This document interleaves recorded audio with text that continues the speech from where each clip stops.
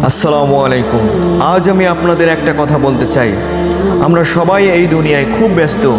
কেউ টাকার পেছনে ছুটছি, কেউ সম্মানের পেছনে ছুটছি, আবার কেউ নিজের স্বপ্ন পূরণ করার জন্য দিন রাত পরিশ্রম করছি। কিন্তু কখনো কি একবার ভেবে দেখেছি যে রব আমাদের সৃষ্টি করেছেন, আমরা তার জন্য কতটুকু সময় দিচ্ছি?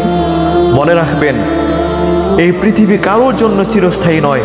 একদিন আমিও থাকবো না, আপনিও থাকবেন না। পড়ে থাকবে শুধু আমাদের কর্ম আর স্মৃতি। আজ যে মানুষগুলো আপনার পাশে আছে, একদিন তারা দূরে চলে যাবে।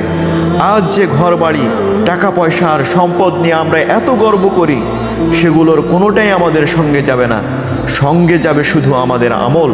তাই আসুন আমরা আল্লাহর দিকে ফিরে আসি, নামাজকে আঁকড়ে ধরি, মানুষকে ক্ষমা করি, মায়া আর অহংকার থেকে নিজেকে দূরে রাখি। হয়তো আজকের এই মুহূর্তটাই আমাদের জীবনের শেষ সুযোগ।